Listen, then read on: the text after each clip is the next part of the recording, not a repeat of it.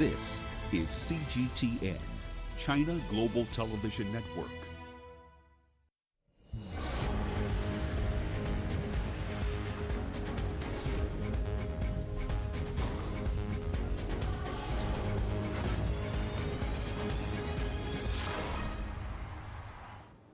The FIBA AfroBasket 2021 Championship in Rwanda and the Tokyo 2020 Paralympics in Japan both conclude on Sunday as the curtains come down on an action-packed sporting week for Africa. On tonight's Sports Scene program, we look back at the defining moments in those competitions for the African continent.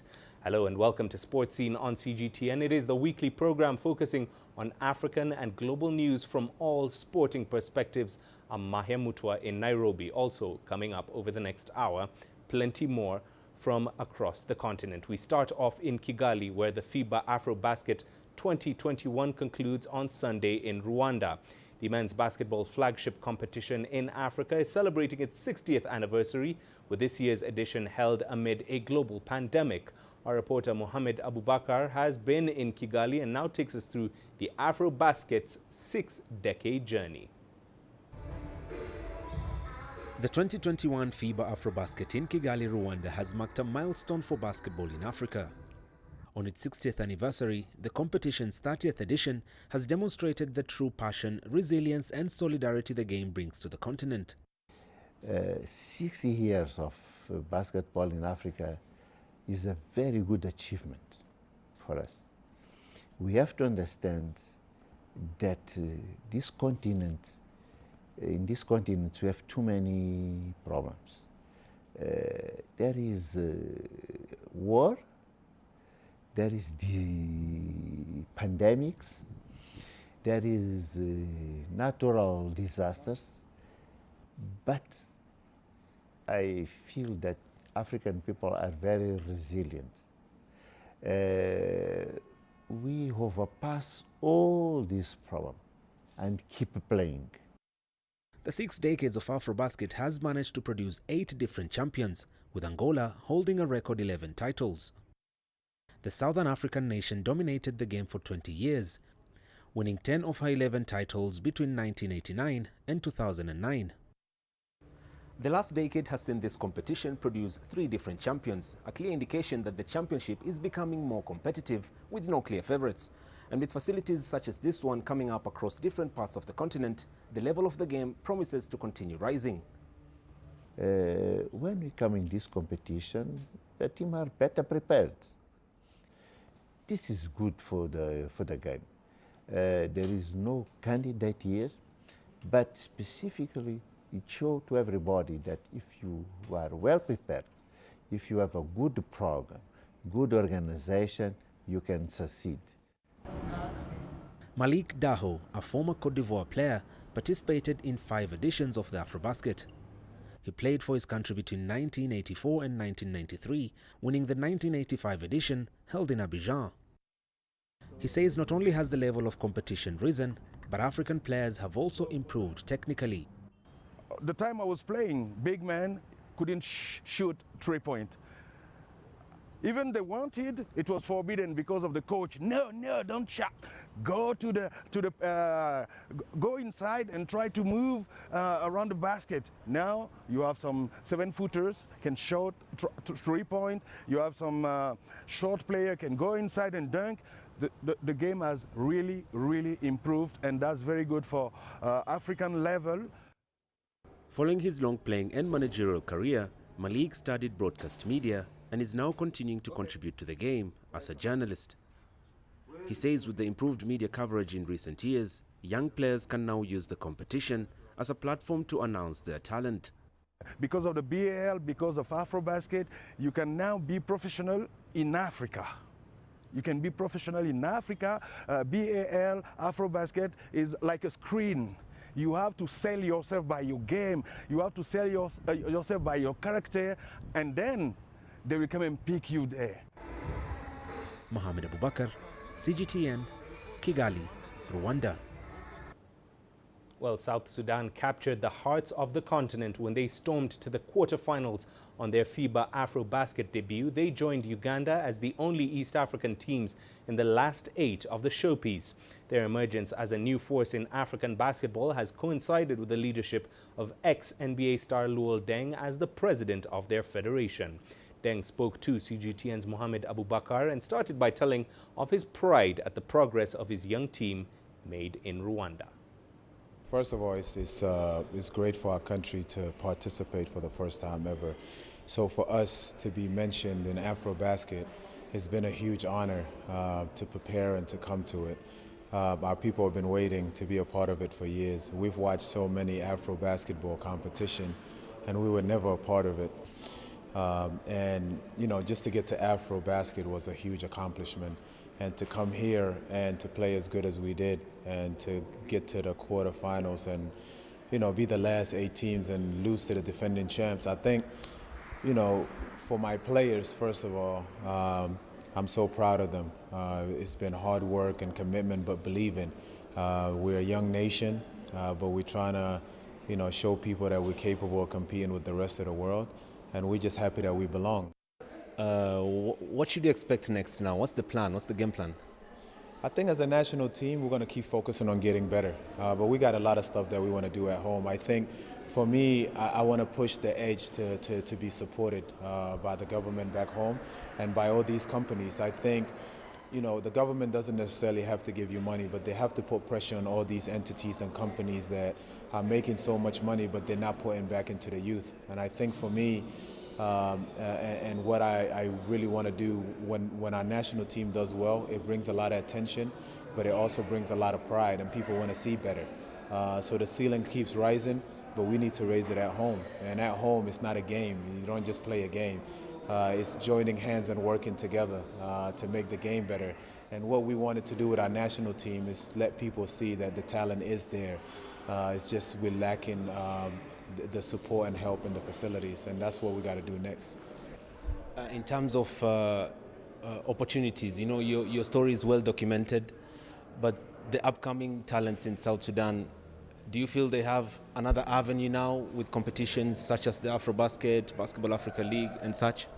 Yeah, no, definitely. I think basketball in general in Africa is on the way up, and I think not only for South Sudan but the rest of the continent, we got to be excited for it. And I think our players have done their best to get better.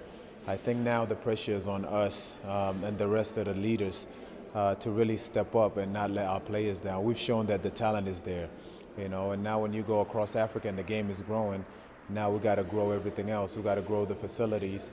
We got to, you know, focus on how do we make the game better. How can we help the youth to be involved in the game? There's no reason why African countries are not competing with the rest of the world. We know how we can solve it. We just got to get to it and do it. Well, let's get more on the ongoing competition. We're now joined by our reporter Mohamed Abubakar live from Kigali, Rwanda, for more on the FIBA AfroBasket Championship. Mohamed, to start us off, what is the latest from the Kigali arena tonight? Well, thank you so much, Mahia. The semi-final action is complete here at the Kigali Arena. Tunisia and Cote d'Ivoire will be in the final of the 2021 AfroBasket. Tunisia did beat Cape Verde by 75-65 in the first semi-final match. Cape Verde did try their best, but from the halfway point, Tunisia managed to open a good gap and maintained it all the way through to see out that game. The second match was a fierce one between West African side Senegal and Cote d'Ivoire. Cote d'Ivoire managing also to win 75-65 against Senegal. That is, it was a end-to-end stuff. I mean, tight game throughout. Senegal were within a basket, I think, in the fourth quarter to level the scores, but Cote d'Ivoire did manage to just see it out at the very end. Cote d'Ivoire and Tunisia will be facing each other on, or rather, in Sunday's final. Mahia. And Mohamed, this is a momentous edition of the competition. This is, of course, its 60th year since inception. From what you've established there, what is in store for African basketball in the future? I mean, Mahia, just look at the structure behind me. This is a world-class arena, and the first one in East Africa. It just tells you the direction the game is moving in the region and in Africa as well. We have the same kind of structure, or rather arena, in a country like Senegal as well, that was put up in 2018. This one was built in 2019. A clear indication that the game is being taken seriously in some countries already, and hopefully some other countries will pick up from where Rwanda and Senegal have. I mean, you can see the excitement even in the East African region. We've had 4 East African teams that had participated in this competition, and all 4 made it to the knockout stages, with 2 also reaching the quarterfinal stage. Young people have that excitement about this game as well. So the game is moving in the right direction. We've had the likes of having a first female to lead an African, or rather a national team, in continental basketball championship, which was huge. Coach Liz Mills, who took over the Kenya job, he managed to bring Kenya to the AfroBasket after 28 years. We've had NBA coaches such as Mike Brown, who has been leading the Nigeria D Tigers, who have come to Africa to manage and coach the game. We have the Toronto Raptors' Ishmael Wanright, who plays for Uganda. So having these players and coaches in Africa as well is going to help those local players who are based in Africa and playing for their nations here. It's just going to raise the game in some way, which is very exciting for the continent. Mahia. And finally, very quickly, just before we let you go, just give us a prediction of who you think will be crowned the FIBA AfroBasket champions tomorrow. I mean, prediction, it's a tough one. If you look at history, Tunisia, recent history, Tunisia have won it twice, in 2011, 2017. Most of the players that did win those 2 titles, or rather the previous one, are still playing. So there is that experience of winning this competition. Côte d'Ivoire, the team that is playing, hasn't had a test of winning this championship. The last time they did win it was in 1985, some 36 years. So both teams are coming into this game, you know, with their purpose. Tunisia want to defend their title. Côte d'Ivoire want that first title in 36 years. I think Tunisia might edge it, but who am I to say, Mahia? We'll see on Sunday. All right, you're off the hook there, Mohammed. Do enjoy the tournament finale tomorrow. CGTN's Mohammed Abubakar joining us live there from Kigali. Well, of course, the FIBA AfroBasket 2021 tournament is the 30th edition of Africa's premier championship that has grown in leaps and bounds over the last 60 years. Players have praised the continental governing body for taking the competition to greater heights. Here are some of their views.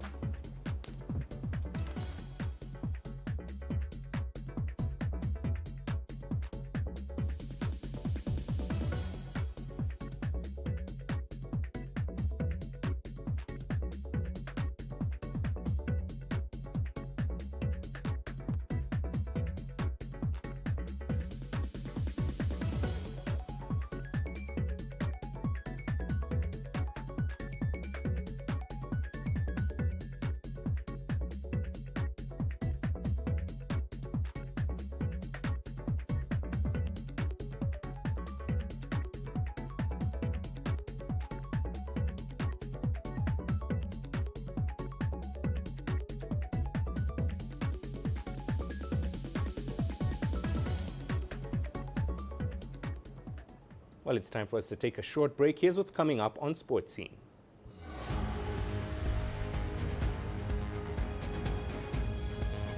Tunisian Tokyo Paralympics medalists return home to heroic welcome as the country tops African medal charts.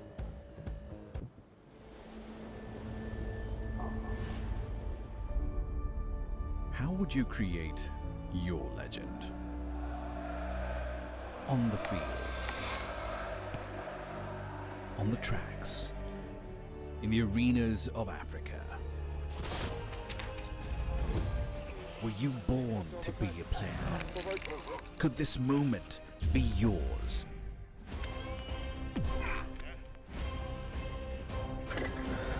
Sports Scene. Find your game.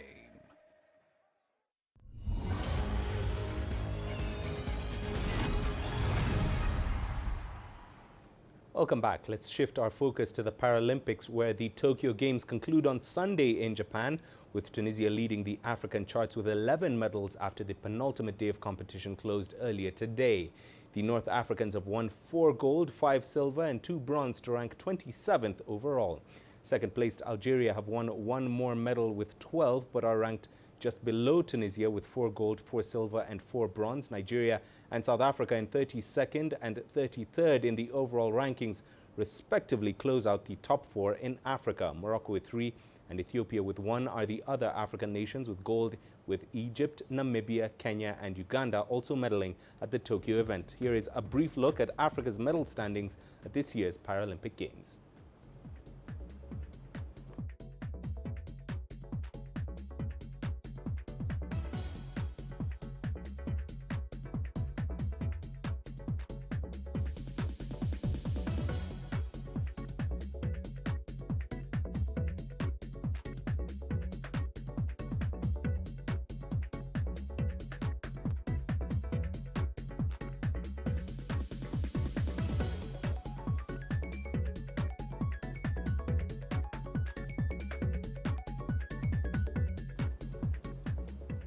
Elsewhere, Tunisian medalists are returning home after an exceptional performance at the Tokyo Paralympic Games in Japan.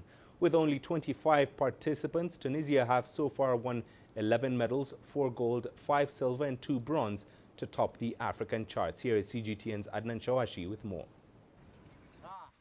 Tunisia has been the toast of Africa at the Tokyo 2020 Paralympic Games.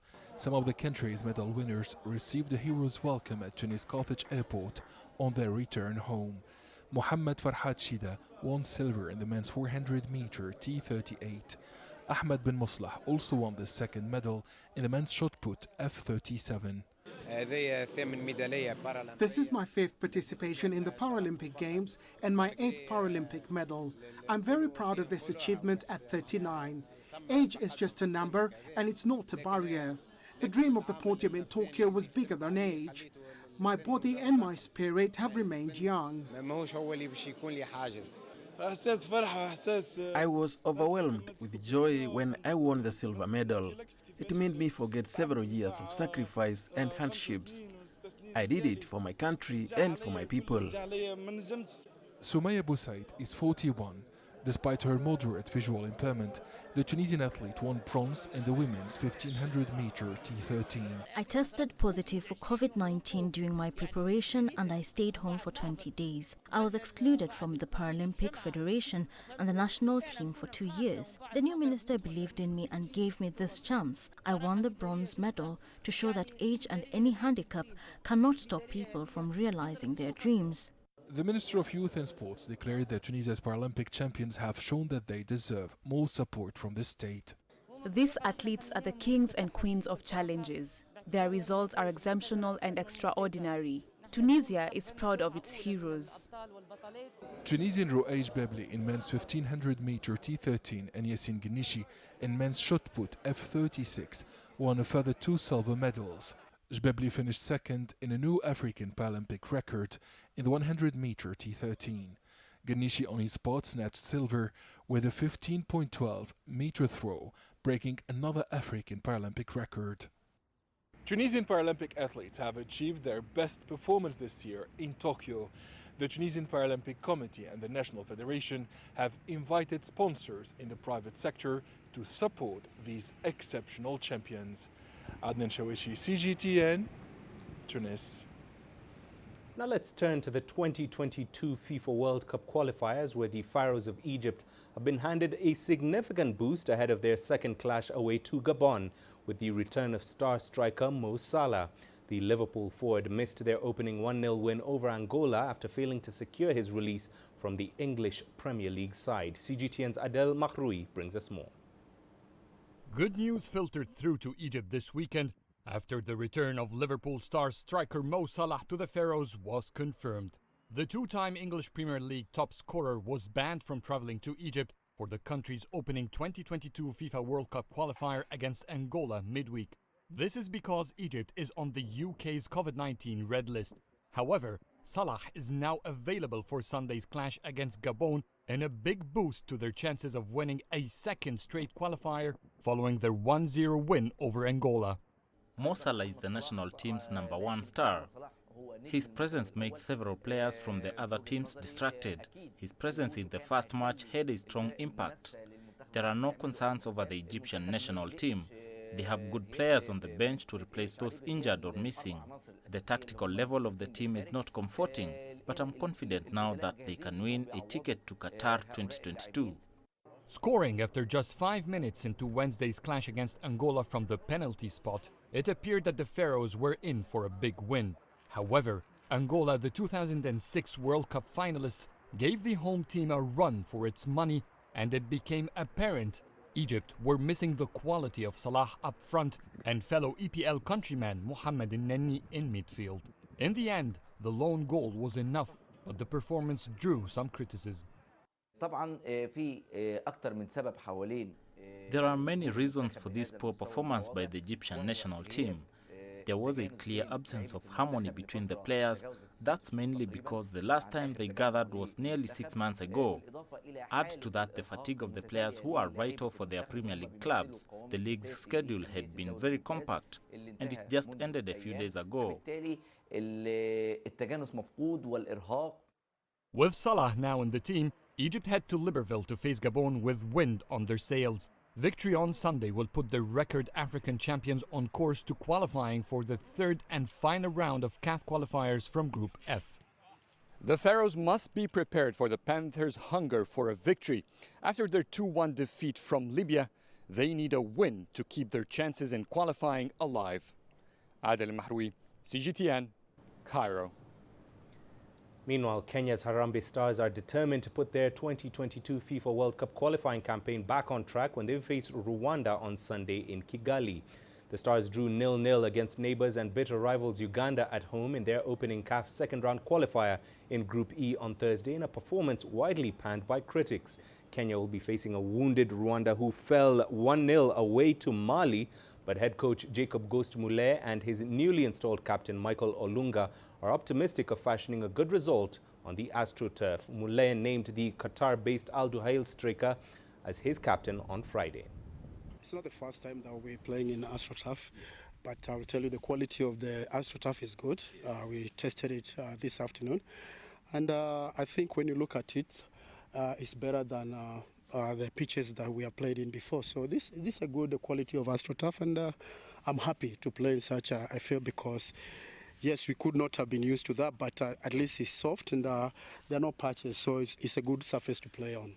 Well, I just want to say that if you're a Kenyan anywhere, just say a prayer for the team because we have done everything humanly possible. Now we wait for the 90 minutes tomorrow. Of course, it's going to be a big game against Rwanda.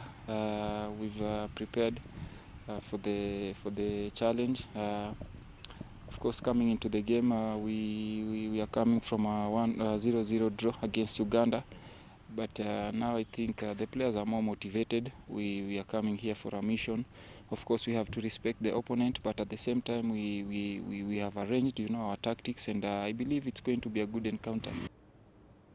Well, stay with us. There's plenty more still to come on Sports Scene after this short break.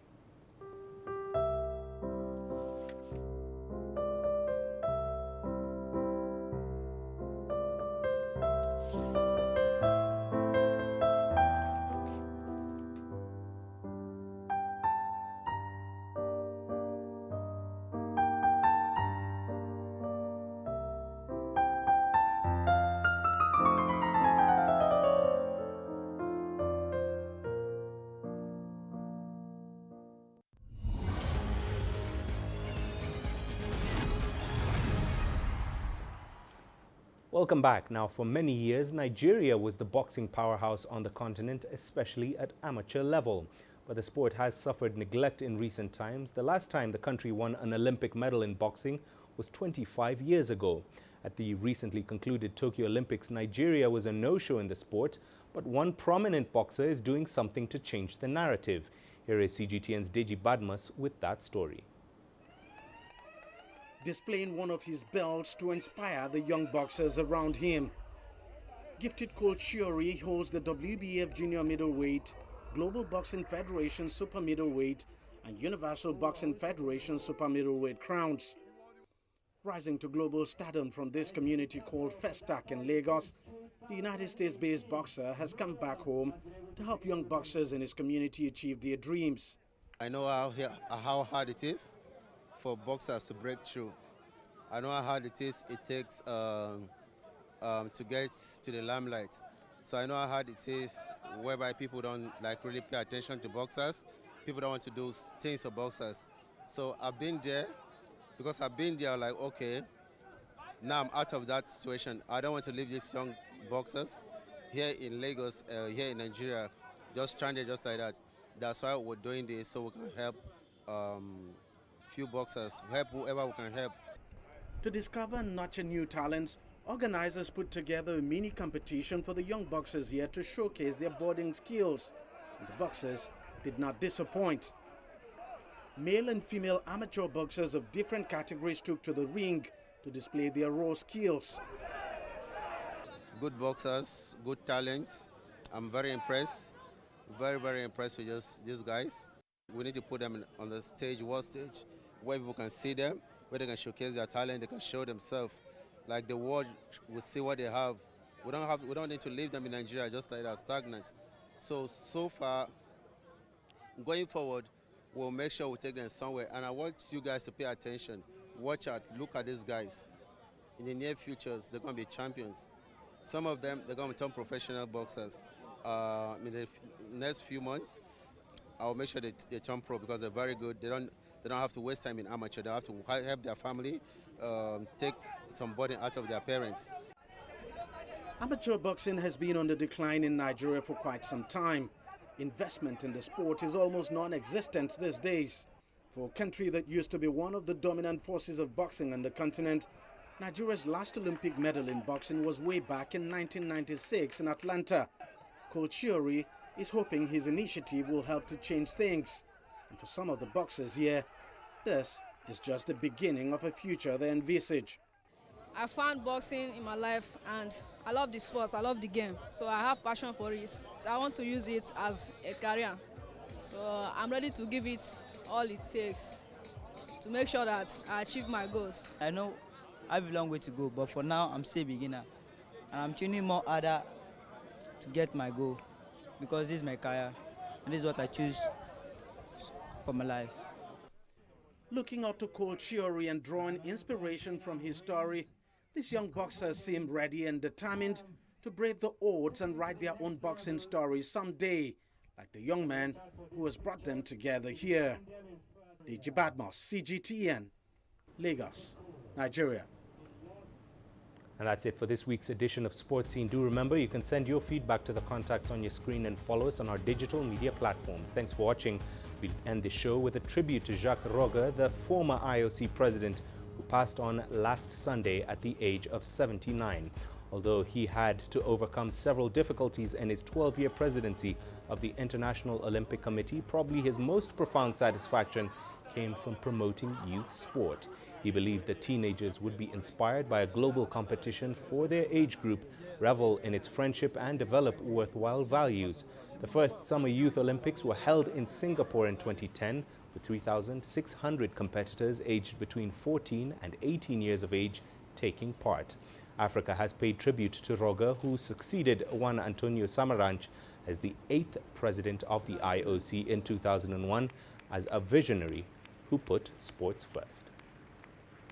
The International Olympic Committee has the honor of announcing that the 23rd Olympic Winter Games in 2018 are awarded to the city of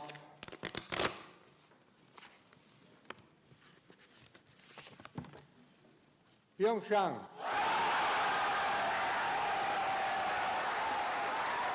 The International Olympic Committee has the honor of announcing that the Games of the 32nd Olympiad in 2020 are awarded to the city of